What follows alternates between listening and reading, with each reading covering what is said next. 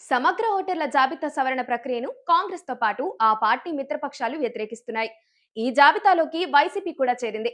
అనూహ్యంగా ఇండియా కూటమిలోని పార్టీలతో కలిసి వైసీపీ నేత మల్లాది విష్ణు, ఏపీ సీఈఓ వివేక్ యాదవ్ ను కలిసి సమగ్ర ఓటర్ల జాబితా సవరణ ఆపేయాలని వినతి పత్రం ఇచ్చారు. జగన్ రెడ్డి కోర్టు దగ్గర చేసిన హడావిడి మధ్య ఈ విషయాన్ని ఎవరూ పెద్దగా పట్టించుకోలేదు. కాన్సార్ ప్రక్రియను వ్యతిరేకించడం అంటే కాంగ్రెస్ దారిలోకి వెళ్లినట్లేనని అర్థం చేసుకోవచ్చు. దేశవ్యాప్తంగా ఓటర్ల జాబితా సవరణను కాంగ్రెస్, మిత్రపక్ష పార్టీలు వ్యతిరేకిస్తున్నాయి. ఎన్నికల కమిషన్ ఈ నిర్ణయం తీసుకునే ముందు అన్ని రాజకీయ పార్టీలను పిలిచి అభిప్రాయాలు తీసుకుంది. ఆ సమయంలో వైసీపీ ఓటర్ల జాబితా సవరణకు మద్దతుగానే మాట్లాడింది. కానీ హఠాత్తుగా ఏపీలో అలాంటి ప్రక్రియ వద్దని మల్లాది విష్ణును కాంగ్రెస్ పార్టీ కూటమి నేతలతో సహా పంపి వినతి పత్రం ఇచ్చింది.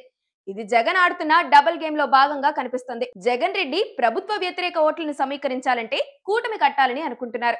అందులో భాగంగా వామపక్షాలను కాంగ్రెస్ ను కూడా కలుపుకుంటున్నారు. అయితే ఆయనకు కొన్ని పరిమితులున్నాయి. బీజేపీకి కోపం రాకుండా కలిసినట్లుగా నటించాల్సి ఉంటుంది.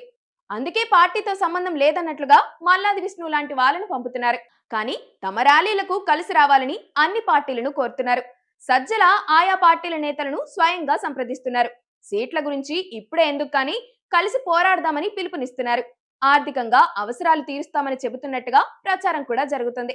చంద్రబాబు, లోకేష్, పవన్ ఎన్డీఏతో పూర్తి స్థాయిలో కలిసిపోయారు. మోదీ నారా లోకేష్ పై ప్రత్యేక అభిమానం చూపుతున్నారు.